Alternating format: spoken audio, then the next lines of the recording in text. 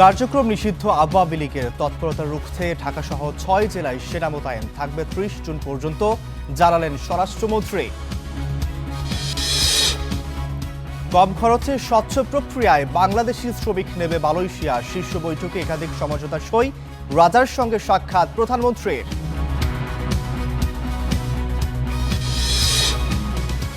অবশেষে ব্রিটিশ প্রধানমন্ত্রী কিয়ার স্টারমারের পদত্যাগের ঘোষণা, ছাড়বেন লেবার পার্টির নেতৃত্ব, আলোচনায় অ্যান্টি বার্নহ্যামের নাম।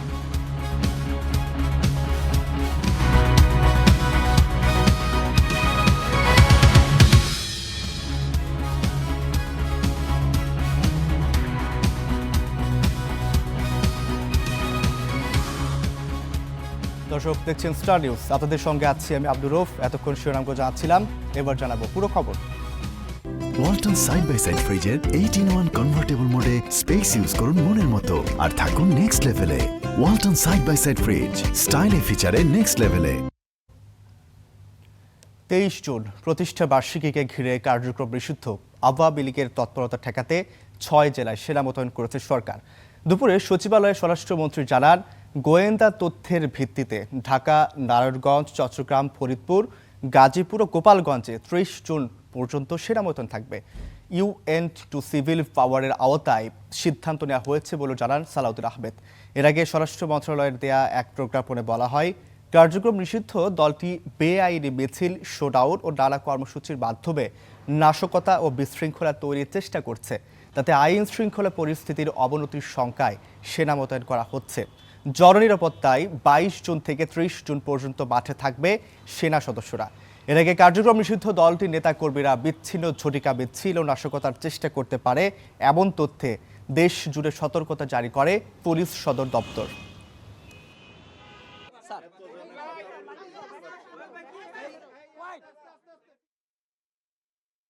আজকে থেকে ৩০ তারিখ পর্যন্ত আমাদের সেনা সদস্যদেরকে আবার ইউএন টু সিভিল পাওয়ার আমরা আইন মোতাবেক Dhaka metro, Chattogram metro, Narayanganj, Gazipur metro এবং এর বাইরে ২টো জেলা, তাতে আমরা ডিপ্লয় করেছি। দর্শক, আইন শৃঙ্খলা পরিস্থিতি নিয়ন্ত্রণে দেশের ৬ জেলায় সেনা মোতায়েন করা হচ্ছে। এ নিয়ে জানাতে নারায়ণগঞ্জ, গাজীপুর ও গোপালগঞ্জ থেকে যুক্ত হচ্ছেন আমাদের সহকর্মীরা। আমরা শুরুতেই যাব নারায়ণগঞ্জে, সেখান থেকে যুক্ত হচ্ছেন আমাদের সহকর্মী রাজু। আমরা তার কাছেই যেতে চাই। রাজু, আসলে যেমনটি আসলে বলছিলাম যে দর্শক, আমাদের সঙ্গে কিন্তু নারায়ণগঞ্জ থেকে যুক্ত আছেন রাশেদুল ইসলাম রাজু এবং গাজীপুর থেকে যুক্ত আছেন হুসাইন আলী বাবু এবং গোপালগঞ্জ থেকে যুক্ত আছেন নুরুল আলম ফয়সাল। আমরা একটু শুরুতেই নারায়ণগঞ্জে যেতে চাই, সেখান থেকে যুক্ত আছেন আমাদের সহকর্মী রাজু। রাজু, আপনার কাছে একটু জানতে চাই যে নারায়ণগঞ্জের কি অবস্থা, আর যেমনটি আসলে বলছিলাম যে সেনা মোতায়েন করার কথা, সেনা মোতায়েন কি করা হয়েছে কিনা এবং সেই সাথে এখন পর্যন্ত কি তথ্য আছে জানাবেন আমাদের।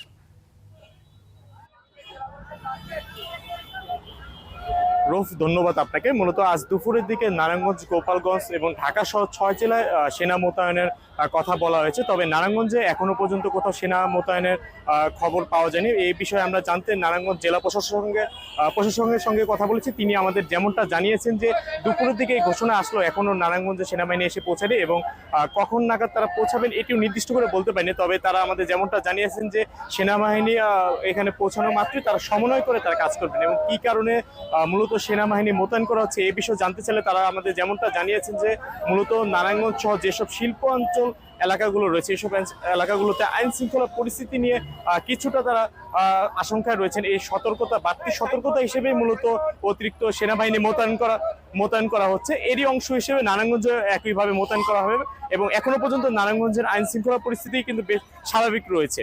এই ছিল আমার কাছে নারায়ণগঞ্জ থেকে সবশেষ তথ্য। রফ। রাজু, আপনাকে অসংখ্য ধন্যবাদ। দর্শক, ইতিমধ্যে আমাদের সঙ্গে যুক্ত আছেন আমাদের আরেক সহকর্মী হোসাইন আলী বাবু। তিনি যুক্ত আছেন গাজীপুর থেকে। আমরা বাবুর কাছেও জানতে চাই, বাবু আসলে গাজীপুরের কি অবস্থা দেখছেন, সেখানে আইন শৃঙ্খলা পরিস্থিতি কেমন দেখছেন, সেনা মোতায়েন করার কথা, কি অবস্থা সেখানকার?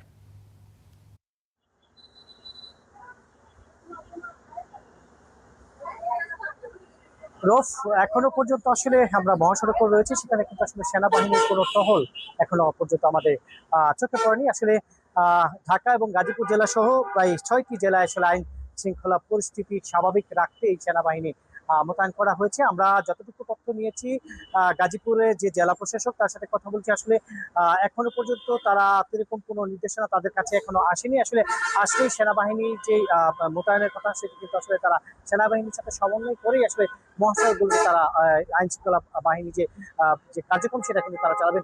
এছাড়াও একটু তথ্য দিয়ে রাখি, গত কয়েকদিন ধরেই কিন্তু আসলে গাজীপুরের বিভিন্ন জায়গায় কিন্তু নিষিদ্ধ সংগঠন আওয়ামী লীগ, যুবলীগ, ছাত্রলীগের কিন্তু বিভিন্ন মিছিল হচ্ছে মহাসড়কগুলোতে। সেই সড়কগুলোতে আসলে এই যে আইন শৃঙ্খলা পরিস্থিতি সেখানে ক্ষেত্রে কিন্তু যান চলাচল এবং মানুষের ভিতরে কিন্তু একটি আতঙ্ক সৃষ্টি হয়েছে। গতকালই দেখেছি আমরা বড়বাড়ি সাইনবোর্ড এলাকায়, সেখানে কিন্তু আসলে যুবলীগের একটি বিশাল মিছিল বেড়েছে। সেখানে কিন্তু আসলে পুলিশকে প্রকাশ্যে হুমকি দেওয়া হয়েছে যে আসলে আগে বাড়ালে একেবারেই মেরে ফেলবে, এই ধরনের একটি তারা স্লোগানের মধ্যে তারা হুমকি দিচ্ছেন। সেই ক্ষেত্রে আসলে সারা দেশের আইন শৃঙ্খলা নিয়ে স্বাভাবিক রাখতে কিন্তু আজকে স্বরাষ্ট্র মন্ত্রণালয় থেকে একটি চিঠি প্রয়োগ করেছে যে সারা দেশে যেসব জেলাগুলোতে আসলে গুরুত্বপূর্ণ জেলা, সেই জেলাগুলোতে আসলে সেনাবাহিনী মোতায়েন করার বিষয়ে কিন্তু একটি চিঠি দেওয়া হয়েছে। কিন্তু আমরা সেনাবাহিনীর সাথে কিছুক্ষণ আগে যে গাজীপুরে যে সেনাবাহিনী ক্যাম্প রয়েছে দাঙ্গরচনা, সেখানে আমরা সেনাবাহিনী একটি সদস্যের সাথে কথা বলেছি। তিনি যেটা জানিয়েছেন যে আসলে তাদের একটি মিটিং চলছে, মিটিং এর পরে আসলে তারা আমাদের সাথে সার্বিকভাবে বিষয়ে জানাবেন আসলে কখন তারা মহাসড়কে নামবেন এবং কখন তারা তাদের এই টহল গুলা থাকবে। এছাড়াও যদি আরেকটু গুরুত্বপূর্ণ বিষয় তথ্য দিয়ে রাখি, সেটি হচ্ছে যে এই জায়গাগুলোতে যে গাজীপুরে যে রাজেন্দ্রপুর, হুতাপাড়া, সাইনবোর্ড, টঙ্গী, এইসব এলাকাতে কিন্তু আসলে যে নিষিদ্ধ সংগঠন ছাত্রলীগ, আওয়ামী লীগ, যুবলীগের মিছিলগুলো হয়, এইগুলোতে আসলে সবচেয়ে বেশি আইন শৃঙ্খলা বাহিনীর জোরদার থাকবে। এছাড়াও কিন্তু এখনো পর্যন্ত গাজীপুরের যে টহল বাহিনী সেটি কিন্তু এখন নামেই স্বাভাবিক রয়েছে আইন শৃঙ্খলা বাহিনী। এই ছিল আমার কাছে গাজীপুরের সর্বশেষ। বাবু, আপনাকে অসংখ্য ধন্যবাদ আমাদেরকে গুরুত্বপূর্ণ তথ্য দেওয়ার জন্য। দর্শক, নারায়ণগঞ্জ এবং আমাদের আরেক সহকর্মী যুক্ত ছিলেন, তারা জানাচ্ছিলেন এই কার্যক্রম নিষিদ্ধ আওয়ামী লীগের যে আলোচনা সভা হওয়ার কথা সেই বিষয়ে বিস্তারিত জানাচ্ছিলেন। আমরা এবার চলে যাব পরের সংবাদে। কার্যক্রম নিষিদ্ধ আওয়ামী লীগের প্রতিষ্ঠা বার্ষিকীর দিন মঙ্গলবার বিকেলে রাজধানীর বিজয়নগরে প্রতিবাদ সমাবেশ ডেকেছে 11 দলীয় জোট। এছাড়া গুম, খুন ও বিরোধী দলের নেতাকর্মীদের উপর হামলার প্রতিবাদে 4 জুলাই সকল জেলায় বিক্ষোভ মিছিল করবে জোটের নেতাকর্মীরা। সকালে মগবাজার জামায়াতের কেন্দ্রীয় কার্যালয়ে সংবাদ সম্মেলনে এসব তথ্য জানান 11 দলীয় জোটের সমন্বয়ক হামিদুর রহমান আজাদ। জানান, সীমান্তে প্রতিবেশী দেশ অস্ত্র মজুত করলেও তাতে সরকারের কোনো মাথা ব্যথা নেই। এসব ঘটনায় 11 দল উদ্বিগ্ন। বলেন, 23শে জুন ঘিরে কোনো নিষিদ্ধ ঘোষিত দল যাতে কিছু করতে না পারে, এই দায়িত্ব সরকারের।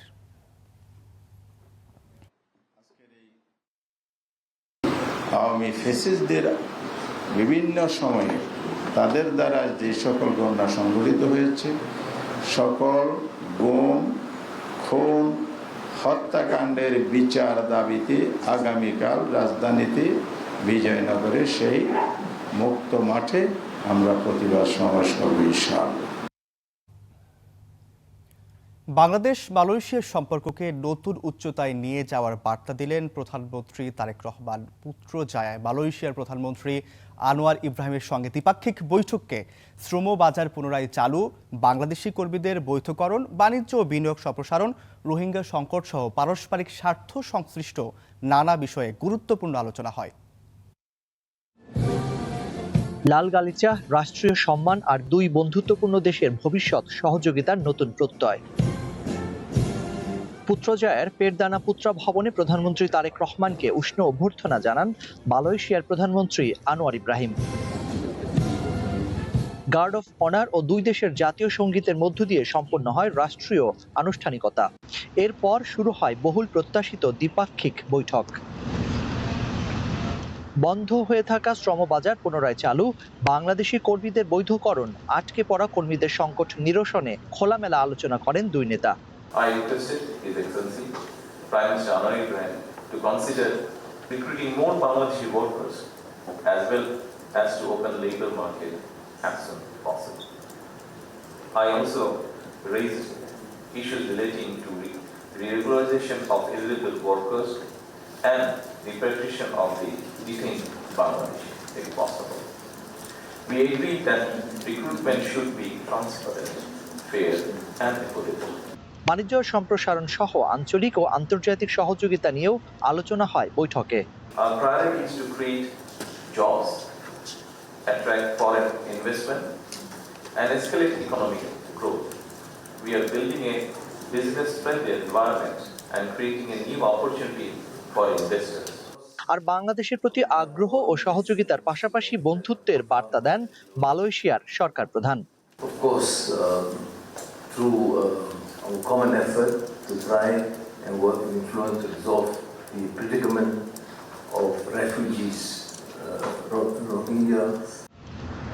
বৈঠক শেষে দুই প্রধানমন্ত্রীর উপস্থিতিতে সংস্কৃতি বিষয়ক সমঝোতা স্মারক স্বাক্ষরিত হয়। পাশাপাশি সন্ত্রাসবাদ দমন বিষয়ে গবেষণা ও সক্ষমতা বৃদ্ধি এবং বিনিয়োগ সহযোগিতা সংক্রান্ত গুরুত্বপূর্ণ দলিল বিনিময় করা হয়। দূর প্রবাসে বসবাসকারী লাখো বাংলাদেশির চোখ আজ পুত্রজয়ার দিকে, কারণ এই বৈঠকের টেবিলেই উঠেছে তাদের স্বপ্ন, তাদের ভবিষ্যৎ ও তাদের পরিবারের গল্প।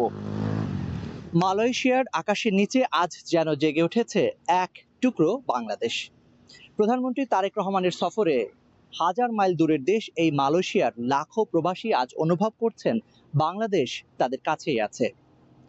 এই সফর তাই শুধু কূটনীতি নয়, বরং প্রবাসীদের জন্য এক শেকড়ের গভীর টান। পাশাপাশি এই সফর আন্তর্জাতিক সম্পর্ক, বাণিজ্য এবং সহযোগিতার ক্ষেত্রে এক নতুন দুয়ার উন্মোচনের এক অনন্য অধ্যায় হিসেবে পরিগণিত হবে বলছেন প্রবাসীরা। পরে প্রধানমন্ত্রী তারেক রহমান সাক্ষাৎ করেন মালয়েশিয়ার রাজা সুলতান ইব্রাহিম সুলতান ইস্কান্দারের সঙ্গে। পরে তিনি হোটেলে ফিরে বেশ কয়েকটি সৌজন্য সাক্ষাতে অংশ নেন। এরপরই 18 ঘন্টার মালয়েশিয়া সফর শেষে তিনি চীনের উদ্দেশ্যে উড়াল দেন। Zakari Ahmed, Star News, Malaysia. Malaysia থেকে বাংলাদেশে বিনিয়োগ নিশ্চিত করাই সরকারের মূল উদ্দেশ্য বলে মন্তব্য করেছেন প্রধানমন্ত্রীর উপদেষ্টা ফাহাদি আমিন। জানান, বাণিজ্য সম্প্রসারণ সহ 9টি বিষয়ে দুদেশের সরকার প্রধান একমত হয়েছেন। সোমবার দুপুরে মালয়েশিয়ার হোটেল সাংগ্রিলায় আয়োজিত সংবাদ সম্মেলনে এসব বলেন তিনি। জানান, বৈশ্বিক শান্তি ও নিরাপত্তা সহযোগিতায় দুদেশের শীর্ষ নেতা ইতিবাচক আলোচনা করেছেন। এই সফর ফলপ্রসূ হয়েছে বলে উল্লেখ করেন প্রধানমন্ত্রীর পররাষ্ট্র উপদেষ্টা হুমায়ুন কবির।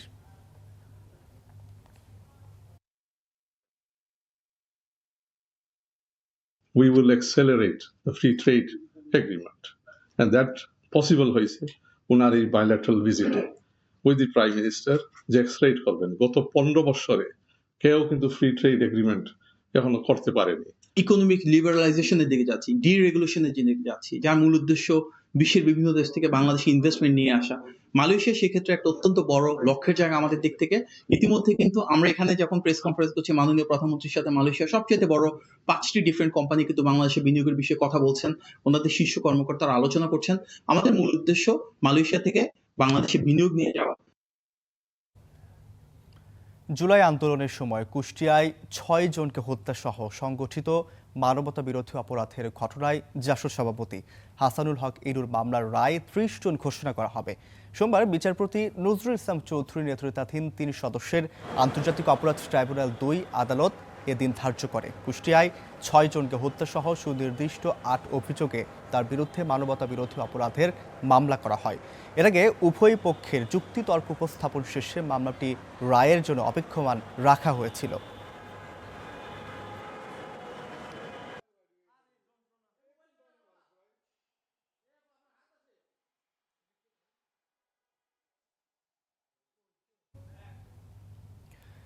চাঁদাবাজির ঘটনায় আটক বিএনপির সংসদ সদস্য আজহারুল ইসলাম মান্নানের ছেলে খায়রুল ইসলাম সজীবকে মুচলেকা দিয়ে ছেড়ে দেওয়া হয়েছে। সজীবকে জিজ্ঞাসাবাদ শেষে গতকাল রাতে মুচলেকা দিয়ে পরিবারের কাছে হস্তান্তর করা হয়েছে। তার বিরুদ্ধে একাধিক শিল্প প্রতিষ্ঠানের কাছে চাঁদা দাবির অভিযোগ রয়েছে। রোববার দুপুরে রাজধানী থেকে ঢাকা মহানগর গোয়েন্দা পুলিশের সহযোগিতায় সজীবকে হেফাজতে নেয় নারায়ণগঞ্জ জেলা পুলিশ। পরে তাকে ডিবি কার্যালয়ে নিয়ে আসা হয়। ডিএমপির গণমাধ্যম ও জনসংযোগ বিভাগের অতিরিক্ত উপকমিশনার নিয়াজ মেহেদি বলেন, সজীবের বিরুদ্ধে কিছু অভিযোগ ছিল, সেই বিষয়ে তাকে জিজ্ঞাসাবাদ করে মুচলেকা নিয়ে ছেড়ে দেওয়া হয়েছে।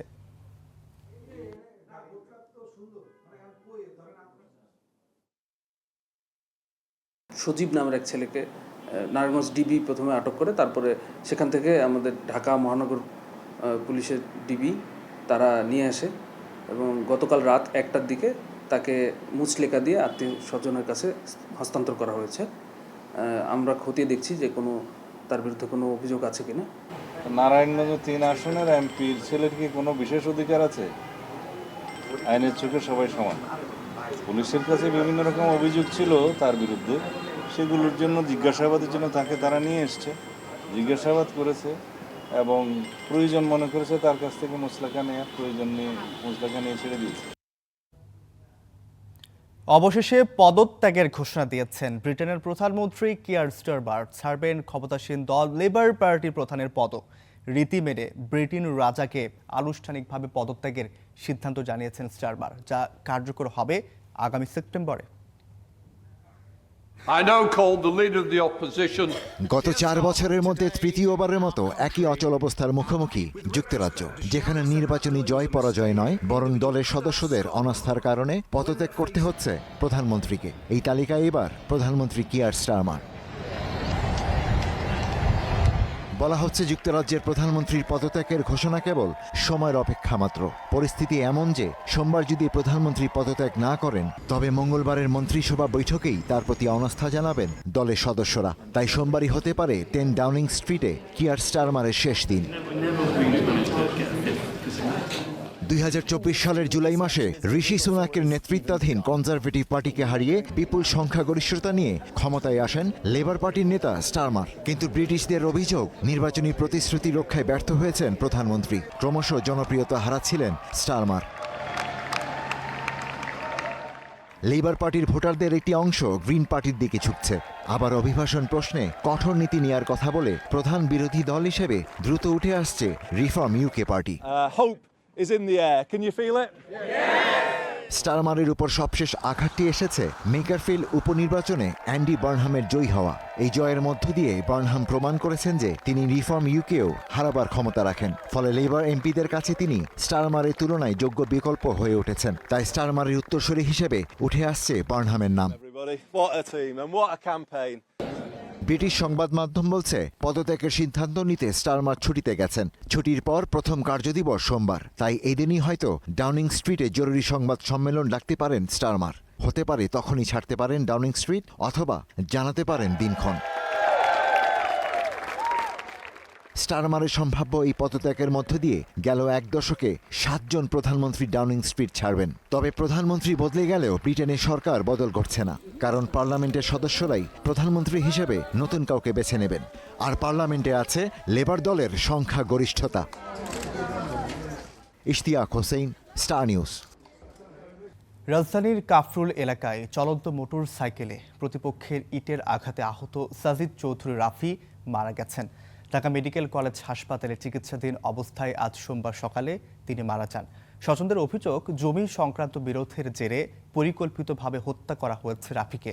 এই ঘটনায় ইতোমধ্যে 3 জনকে গ্রেপ্তার করেছে পুলিশ।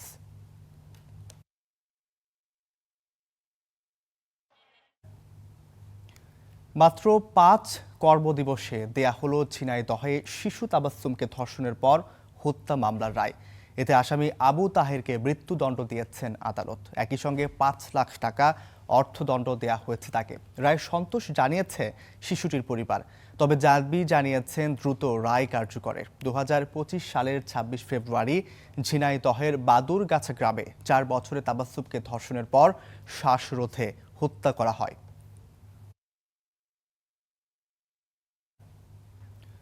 উত্তরাঞ্চলে বন্যা পরিস্থিতির উন্নতি হয়েছে, তবে পানি বাড়ছে সুরমা সহ বেশ কিছু নদ নদীতে। এতে সিলেট, সুনামগঞ্জ সহ হাওড় অঞ্চলে বন্যার শঙ্কা রয়েছে। নতুন করে বৃষ্টিপাত ও পাহাড়ি ঢল না থাকায় উত্তরের 4 জেলার নদ নদীর পানি কমতে শুরু করেছে। এতে বন্যা পরিস্থিতির কিছুটা উন্নতি হয়েছে। পানি কমায় জেগে উঠেছে ফসলের মাঠ, ধানের বীজতলা। তবে কয়েকদিন তলিয়ে থাকায় লালমনিরহাটের চরাঞ্চলে তিল, তিসি আর পাটের ক্ষেতে দেখা দিয়েছে পচন। ঘাস পচে যাওয়ায় দেখা দিয়েছে গোখাদ্যের সংকট।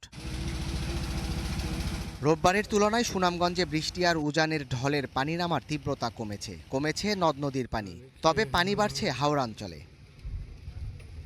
ভারতের মেঘালয় ও চেরাপুঞ্জিতে ভারী বর্ষণের পূর্বাভাস থাকায় নতুন করে পরিস্থিতির অবনতির শঙ্কা বন্যা পূর্বাভাস কেন্দ্রে। এদিকে বৃষ্টিপাত ও পাহাড়ি ঢল না থাকায় শেরপুরের নদ নদীর পানিও কমতে শুরু করেছে। বন্যা পরিস্থিতির উন্নতি হলেও নিচু অঞ্চল এখনও জলমগ্ন, ভোগান্তিতে নিম্নাঞ্চলের বাসিন্দারা। এদিকে সিলেটের সুরমাসহ বিভিন্ন নদ নদীর পানি বাড়ায় বন্যার শঙ্কা স্থানীয়দের। Desk report, star news.